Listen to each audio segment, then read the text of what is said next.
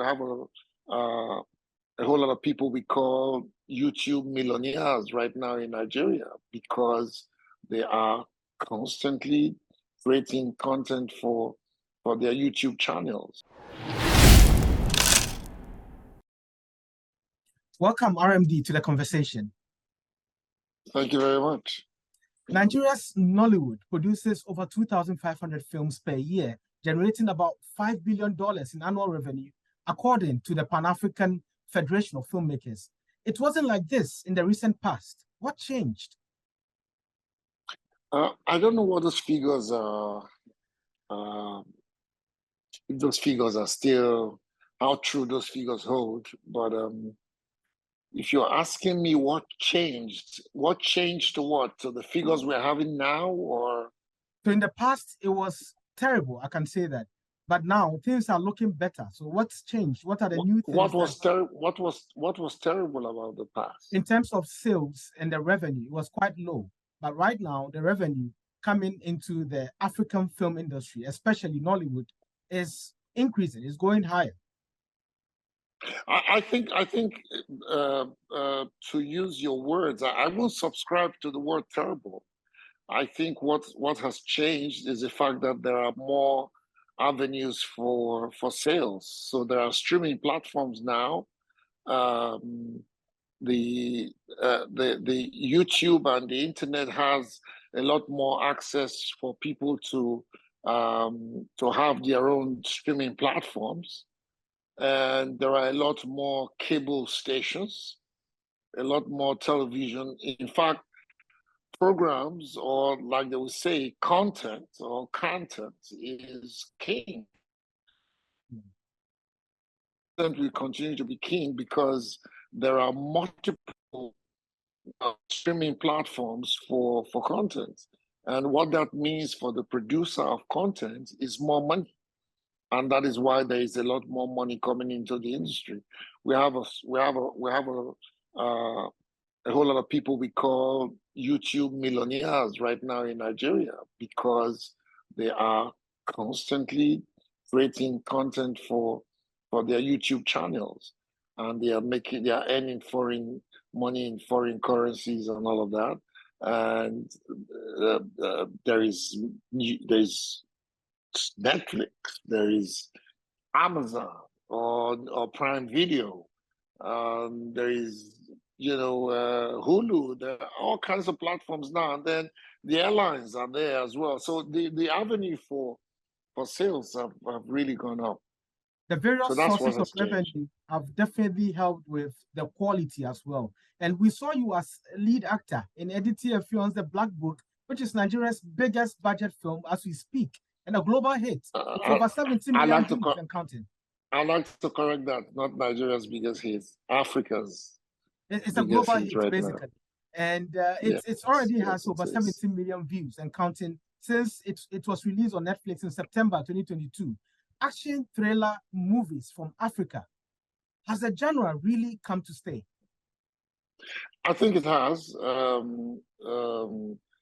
Not just the genre in itself, but films that will compete globally and will make impact globally have come to stay. I think there are different directors that are all lined up and just waiting for that big break. And these are films doing the numbers they are doing without any kind of support, even sometimes from the streaming platforms. I see what the numbers are for, or this advertising support, or the campaigns for foreign films when they have been released. And I see what our films go through, or the kind of support our films get when they are being released. Sometimes we don't even get to be honored or to be dignified by being mentioned in the monthly releases that are coming up, which for me it's not a healthy development. But I'm glad that this has been able to break the glass ceiling. As of this morning, we are still 3 weeks later. We are still top 10 globally on Netflix, which is good. Yeah, the Black Book's cinematography, the characterization, location, the storyline, which portrays the anomalies and corruption of the Nigerian political class and law enforcement agencies, are absolutely amazing. What went into bringing to life your character, Paul Edima, and the Black Book's success? If you live in this part, if you live in Nigeria, it won't be. It's easy to be angry. It's very easy to be angry. Anger is a common, emotion here because there are all those things that are going to anger you, and so portraying a very angry man who has been maybe part of the perpetrators, and now, like they say, the chicken has come home to roost or something like that. And now he suffers a personal tragedy from a system that he has been, a corrupt, broken system that he has been a part of before. And it took a personal tragedy for him to want to unbundle that system and do something about it drastically. So how did you prepare? Did you learn to shoot or do other things? How long did it take you? Well, yeah, it took a long time. I did learn how to handle weapons professionally. I used to be able to handle. I hunt regularly, but I needed to do it professionally. So I was taught by a Marine, a serving Marine, that we got from the U.S. Embassy here in Nigeria.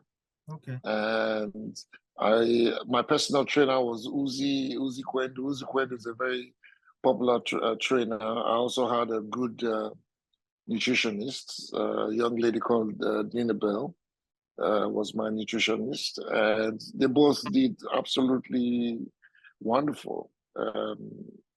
So it took all of about 13 months. And 13 months. also, 13, yes. I also didn't touch my beards all through. I grew my beards and I grew the hair on my head, and no makeup, absolutely no makeup. What you saw is just me preparing, ready every day.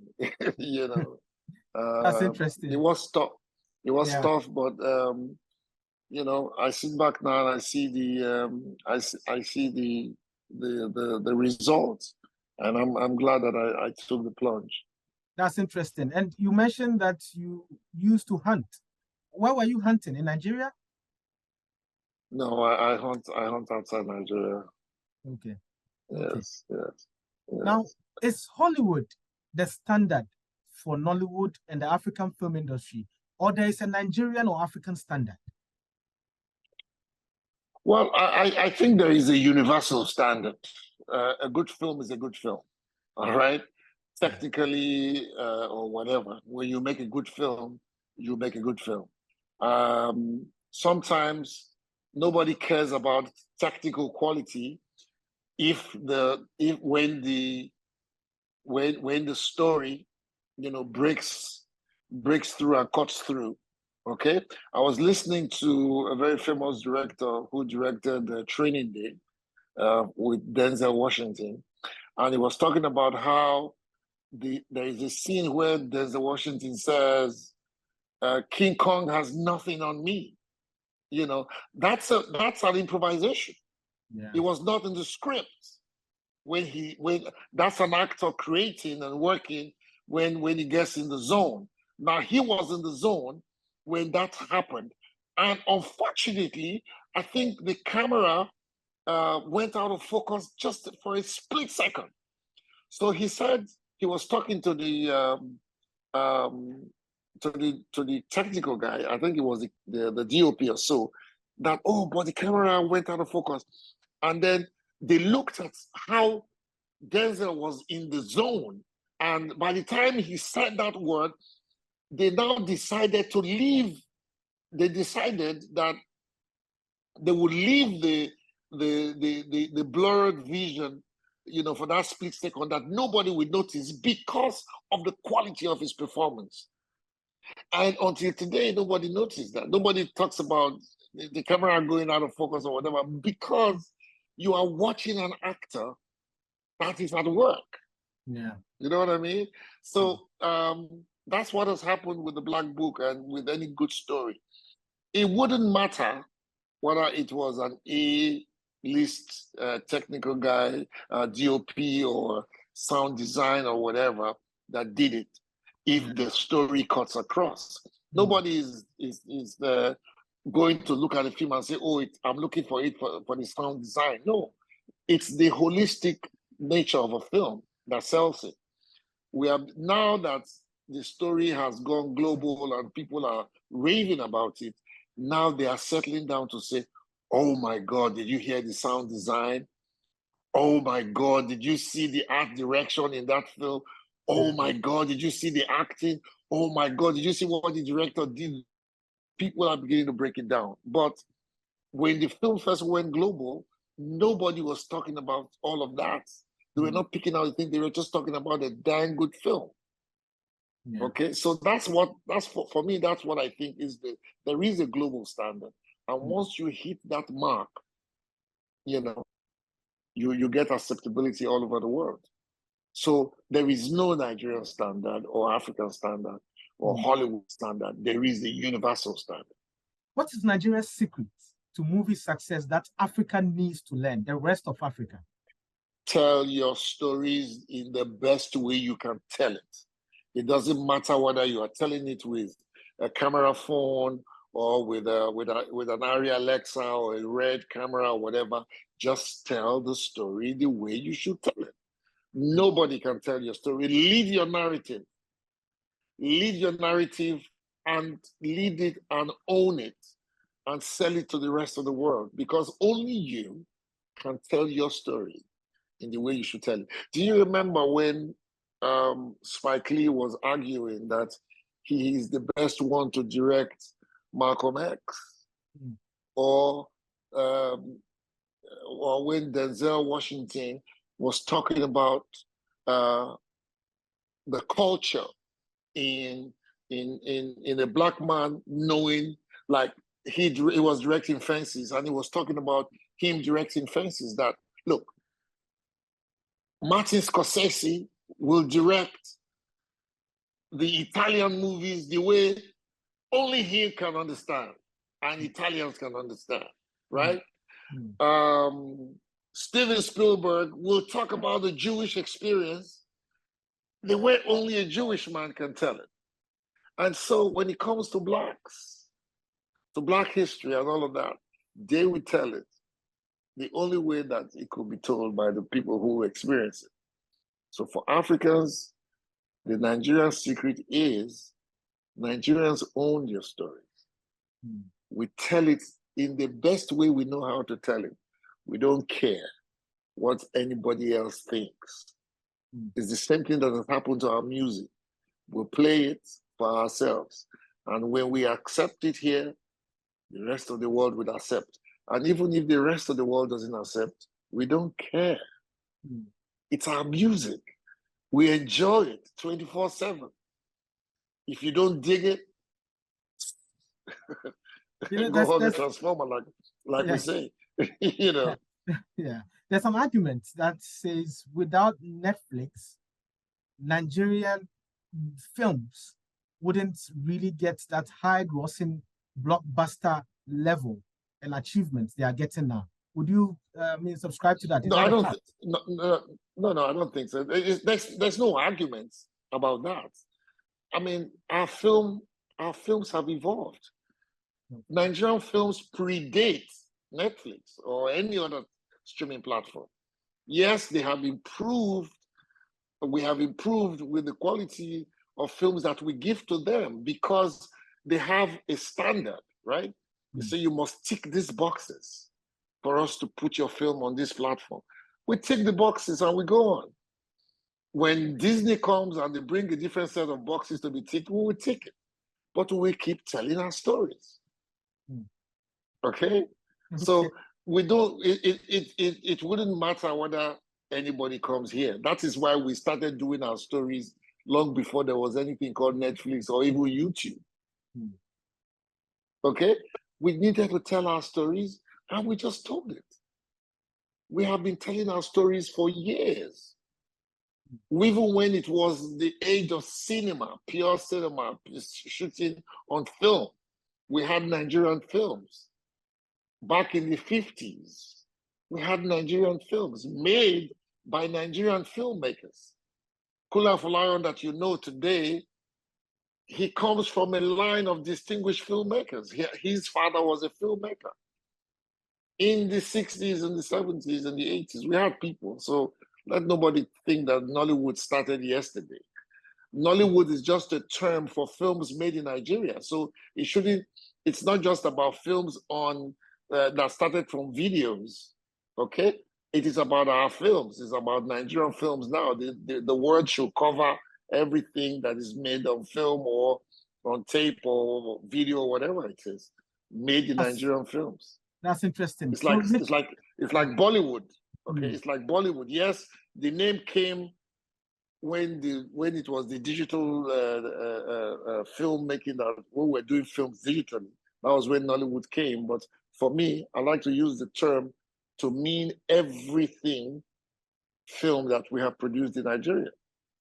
Yeah, yeah. So Richard Mofe-Damijo as chairman of Anakle Films, the producers of blockbusters such as The Black Book, Up North, and The Setup, which have already been acquired by Netflix. What should we expect from you and the company? A lot more films. We have a slate of films that we've lined up for the next 5 years.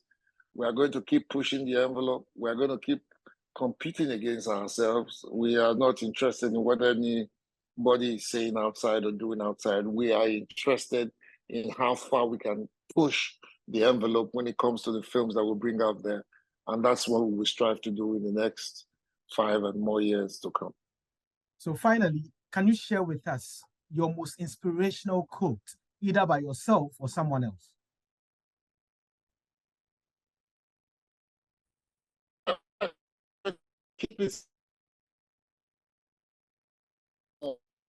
Hello? Hello, can you hear me? Yeah, I can hear you now. I lost you for a second. Should I repeat the question? So, yeah, no, you don't need to repeat the question. I heard you said my most inspirational quote. Well, I have more than one, but they are all connected. So I always say, keep it simple. Okay. Yeah, or less is more. Okay, because when you keep it simple, it's like that. When less is more, it's like that. So life is not as complicated as people think it is.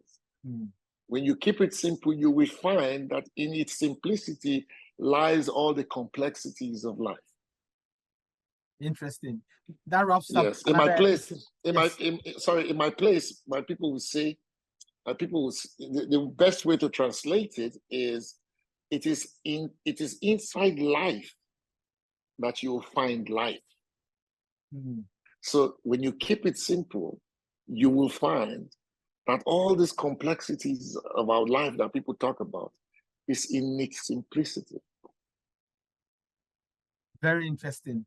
And that wraps up another episode of The Conversation. My name is Ismail Akwei. Thank you for joining us, Richard Mofe-Damijo, RMD for short. Until next time, goodbye. Thank you very much.